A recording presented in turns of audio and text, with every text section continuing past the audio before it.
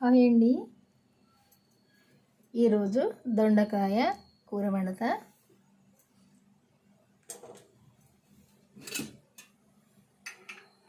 దొండకాయ అయితే కట్ చేసి పెట్టుకున్నా. ఇప్పుడు నూనె పోసుకుందాము.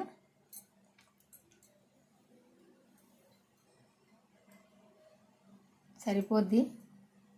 నేను వండే కూరకు 2 స్పూన్లు వేసిన.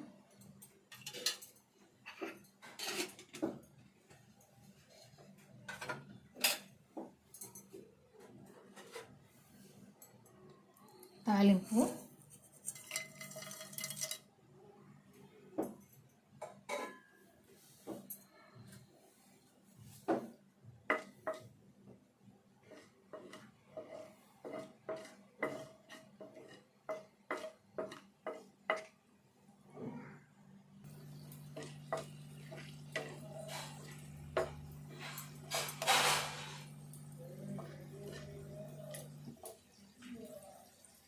ఇప్పుడు ఉల్లిపాయ వేసుకుందాము.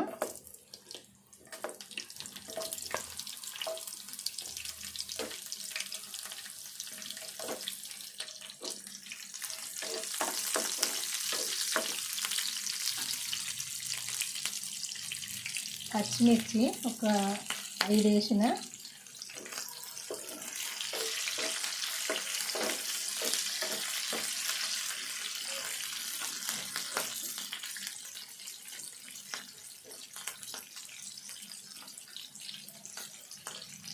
పసుపు వేసుకుందాము.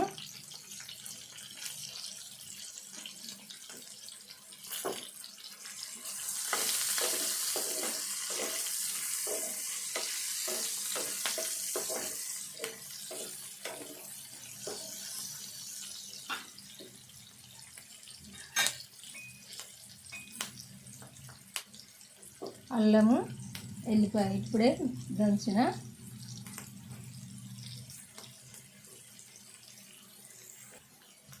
ఉప్పు వేసుకుందాము.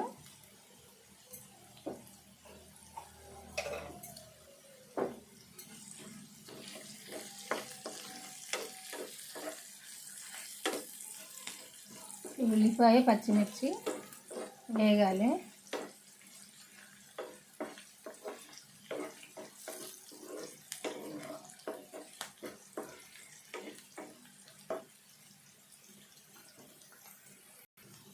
మెంతి వేసుకుందాము. ఎందుకంటే మెంతి తాలింపుకి వేయాలి.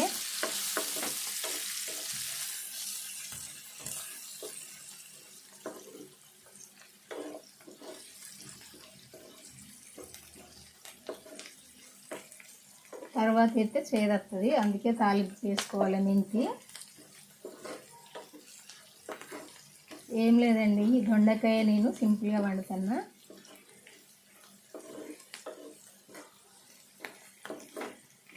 ఎవరన్నా వంట రాని వాళ్ళు కూడా వండుకోవచ్చు. ఏం లేదు, ఇలా సింపుల్గా చాలా టేస్ట్గా అయితే ఉంటుంది ఇట్లా వండుకుంటే. ఇప్పుడు ఇవి వేగినాయి కదా, ఈ దొండకాయ ముక్కలు వేసుకుందాము.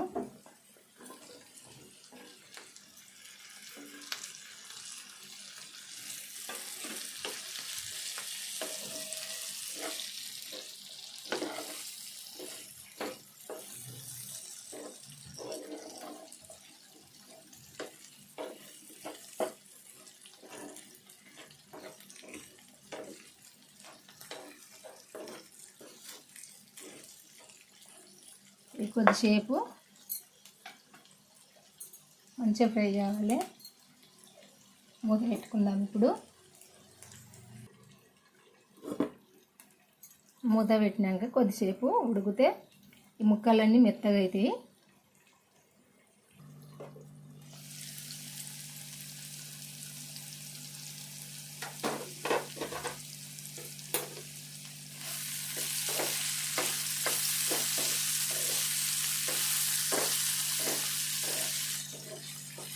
మూత పెట్టుకున్నాం కదా, తొందరగా ఫ్రై అయ్యింది.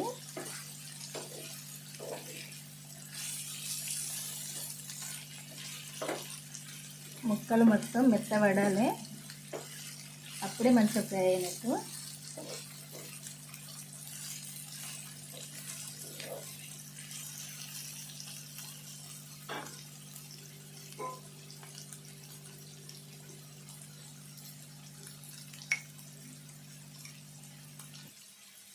కొంచెము ఎండుకారం వేద్దాము. పచ్చిమిర్చి ఒక చిన్నయే కదా 5 వేసిన,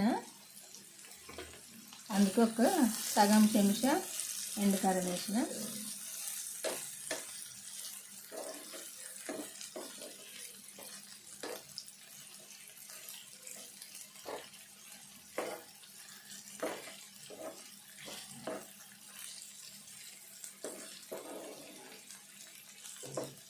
సింపుల్గా వండుకోవచ్చు ఈ దొండకాయ. ఇది చపాతీకి అయినా, రైస్కి అయినా, పూరికైనా, దేనికైనా మంచిగా ఉంటుంది.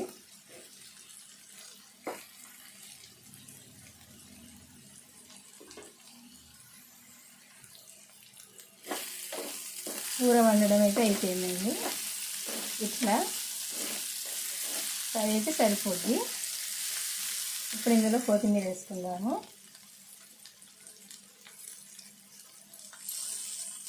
ఇందులో ఏ పేస్ట్లు బట్టి వేయడం అవసరం లేదు, ఏ పొడి వేయడం కూడా అవసరం లేదు.